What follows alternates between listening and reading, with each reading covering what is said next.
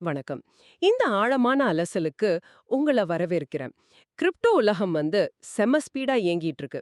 நாம ஒரு ஒரு ட்ரேட் எடுக்க போறோம், அல்லது ஒரு முக்கியமான ஸ்வாப் பண்ண போறோம் அப்படின்னு நினைக்கிறப்போ, ம். திடீர்னு வாலெட் ஃப்ரீஸ் ஆனா எவ்ளோ கடுப்பாகும்னு நமக்கெல்லாம் தெரியும்.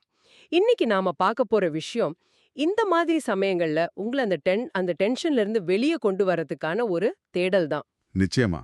இது நெறைய பேருக்கு நடக்கிறது தான். குறிப்பா டோக்கன் பாக்கெட் அப்புறம் பிட்கெட் வாலெட்கள்ல ஆப்களை பயன்படுத்துறப்போ வரக்கூடிய அந்த ஆர்பிசி எரர். ஆமா, அந்த ஃபேமஸான எரர். கரெக்ட். மற்றும் EIP 7702 ஃபர்பிடன் கான்ட்ராக்ட் அட்ரஸ், இந்த பிழைகளை எப்படி கையாளவது அப்படிங்கறத பத்தி தான் இன்னைக்கு நாம டீகோட் பண்ண போறோம். ம். ஒரு முக்கியமான விஷயம், நாம இன்னைக்கு விவாதிக்க போறது எல்லாமே நமக்கு கிடைச்சிருக்கிற சோர்ஸ் மெட்டீரியல்ஸ், அதாவது சில தொழில்நுட்ப வல்லுநர்கள் பகிர்ந்துகிட்ட குறிப்புகளை அடிப்படையாக கொண்டது.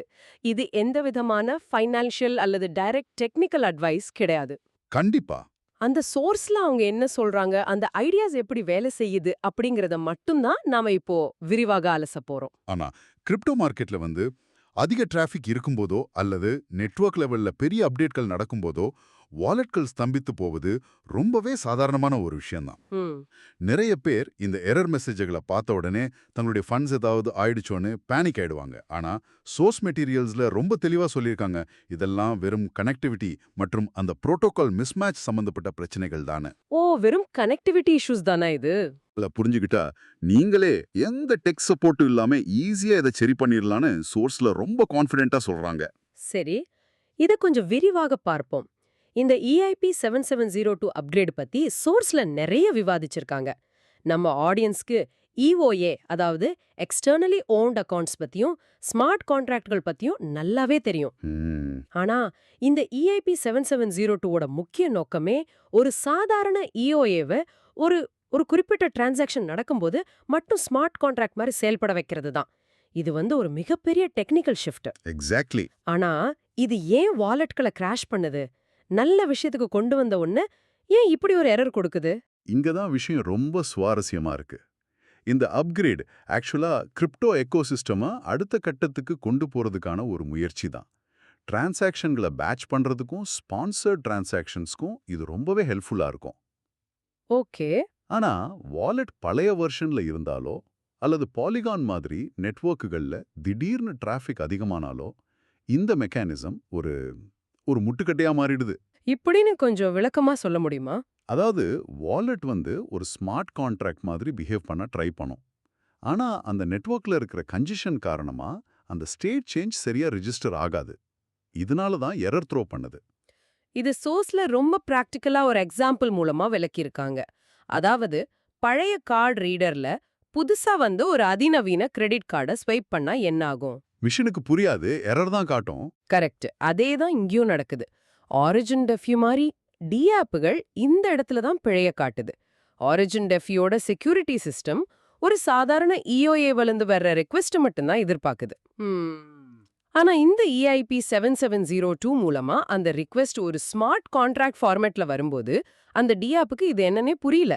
இதனால அது என்ன பண்ணுது, ஃபர்பிடன் கான்ட்ராக்ட் அட்ரஸ் அப்படின்னு சொல்லி அந்த டிரான்சாக்ஷனை அப்படியே ரிஜெக்ட் பண்ணிடுது. ஆமா. இது ஏதோ நம்ம வாலெட்ல இருக்கிற பிரச்சனை கிடையாது. அந்த குறிப்பிட்ட டிஆப் இன்னும் இந்த புது அப்கிரேடுக்கு ஏத்த மாதிரி தங்கள அடாப்ட் பண்ணிக்கல அப்படிங்கிறது தான் உண்மை. அதுதான் நிறைய பேர் வாலெட் ஹேக் ஆயிடுச்சோன்னு பயந்துடுறாங்க. அந்த பாயிண்ட் ரொம்ப முக்கியமானது. வாலெட் ஒரு ஸ்மார்ட் கான்ட்ராக்ட் மோட்ல இயங்க முயற்சிக்கும் போது அதை ஏற்க தயாராக இல்லாத டிஆப்புகள் செக்யூரிட்டி காரணங்களுக்காக அந்த தொடர்பை துண்டித்து விடுகின்றன. இதனால யூசர்ஸ் ரொம்பவே குழப்பமடைவாங்க. ம். அக்கவுண்ட்ல கேஸ் ஃபீஸ் இருக்கு, எல்லாம் சரியா இருக்கு, அப்புறம் ஏன் இந்த ஃபர்பிடன் எரர் வருதுன்னு ரொம்ப டென்ஷன் ஆவாங்க. ஆமா, எனக்கே கூட அந்த மாதிரி ஒரு தடவை ஆயிருக்கு. இதுக்கு என்னதான் தீர்வுன்னு சோர்ஸ்ல சொல்றாங்க? சோர்ஸ்ல இதுக்கான தீர்வை ரொம்ப ரொம்ப சிம்பிளா சொல்லியிருக்காங்க. வாலெட்டுக்கு சென்று இந்த EIP 7702 கனெக்ஷனை தற்காலிகமா டிஸ்கனெக்ட் பண்றது மூலமா வாலெட்டை மீண்டும் பழையபடியே ஒரு சாதாரண EOA-வா செயல்பட வைக்கலாம். அந்த அன்பைண்ட் ப்ராசஸ சோர்ஸ்ல ஸ்டெப் பை ஸ்டெப்பா கொடுத்திருக்காங்க. குறிப்பா பாலிகான் நெட்வொர்க்ல இந்த பிரச்சனை வரும்போது வாலெட்டோட ஹிஸ்டரி பகுதிக்கு போக சொல்றாங்க. கரெக்ட். அங்க EIP 7702 அப்படின்னு ஒரு தனி செக்ஷனே இருக்கும். அதை ஓபன் பண்ணினா எந்தெந்த நெட்வொர்க்குகள் அதுல பைண்ட் ஆயிருக்குன்னு லிஸ்ட் காட்டும். அதுல தான் நாம பாலிகானை தேடணும். ஆமா, அதுல பாலிகோன் நெட்வொர்க்கை தேர்ந்தெடுத்து அன்பைண்ட் அப்படிங்கிற ஆப்ஷனை கிளிக் பண்ணணும். உங்களோட பாஸ்வேர்ட் அல்லது பயோமெட்ரிக் ஆத்தென்டிகேஷன் கொடுத்த உடனே அந்த லிங்க் கட் ஆயிடும். சூப்பர். இத பண்ணிட்டா பிரச்சனை சால்வ் ஆயிருமா? கண்டிப்பா. இதுக்கப்புறம் ஆரிஜின் டெஃபி மாதிரி டி ஆப்கள்ல ட்ரை பண்ணா அந்த ஃபர்பிடன் எரர் வராது.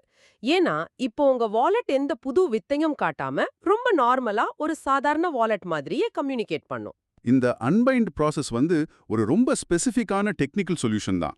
ஆனா சோர்ஸ்ல இன்னொரு முக்கியமான ரொம்ப அடிப்படையான விஷயத்தையும் மென்ஷன் பண்ணிருக்காங்க. அது என்ன விஷயம்? பல நேரங்கள்ல